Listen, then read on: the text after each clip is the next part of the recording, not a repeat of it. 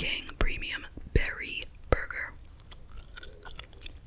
Burger King Japan released this burger, which was topped with berries and a sweet cranberry, blueberry, and blackberry sauce. This was a seasonal menu item that was introduced at the end of 2014.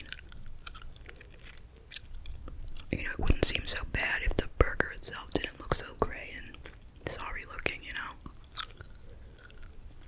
But I think I could see it more as a turkey burger item. Like, for sure, I have definitely seen turkey burgers with like cranberry something on them.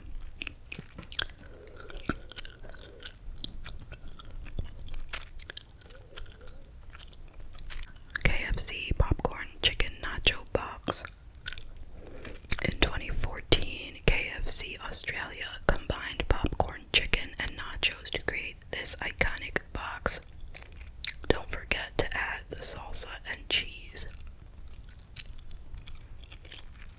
That doesn't sound bad. I would eat that. KFC Pizza. Some people ask why. KFC asks why not. They introduced their cheese up, literally just fried chicken with pizza topping. In the Philippines in 2015, they later expanded to other countries like India and Thailand, ultimately finding a lot of success throughout Asia. I guess that might not be bad. Something to eat with a fork and knife, you know. Kind of like chicken parmesan. Nothing wrong with that. Burger King Angriest Whopper. I definitely remember this. I did not have it though. US Burger Kings were introduced to the Angriest Whopper in 2016. Each traditional Whopper patty was sandwiched between two red buns. The buns even had hot sauce baked into them. The rest of the burger was pretty traditional, though they did top it with jalapenos and a spicy sauce. I mean, it definitely looks really angry. If you ever had it, let me know if it was super spicy or not. Taco Bell Kit Kat Chuckadilla. The Kit Kat Chuckadilla was available in several Taco Bells all around the world, including Australia and Sri Lanka in 2017.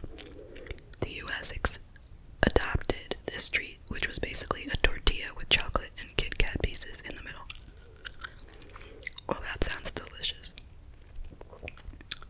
I never had that though. I don't remember that even being a thing. Red Ramen Burger. For better or worse, the ramen burger was created in 2013.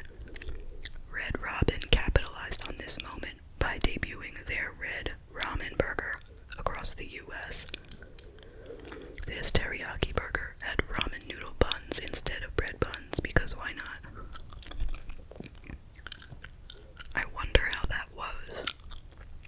And what was like the texture of that? Was it like crunchy? Was it chewy? Was it mushy? Like, did they deep fry it?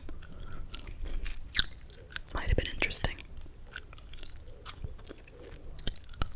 Dunkin Belgian Waffle Breakfast Sandwich. Well, I love Belgian waffles, so what could be wrong? Quite fittingly, Dunkin released this sandwich in the US on National Waffle Day in 2016. It had bacon, eggs, and American cheese, all sandwiched between two glorious waffles. If you like regular breakfast sandwiches, then there's no doubt you'd have loved this one. I don't even remember it.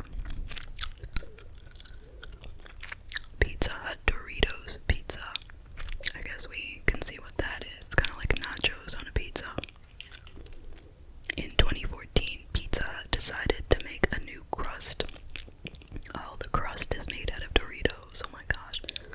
Solely out of Dorito chips. So if you've ever wanted to eat pizza and Doritos at the same time, look no further. The crust was also stuffed with mozzarella cheese in case you needed any other convincing that it tastes incredible.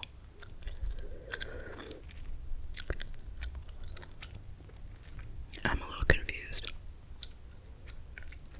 The crust was made solely out of Dorito chips. How did they like get it to hold up though? I don't know. That's kind of interesting, but kind of weird.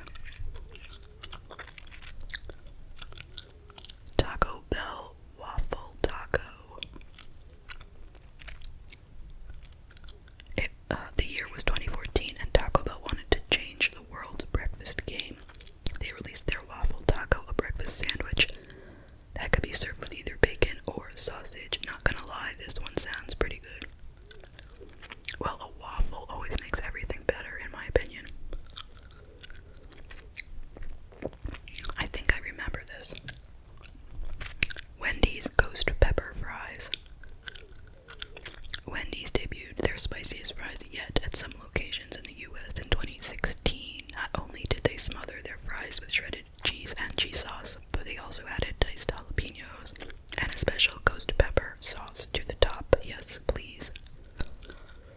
This one looks a little funky, but this one looks good.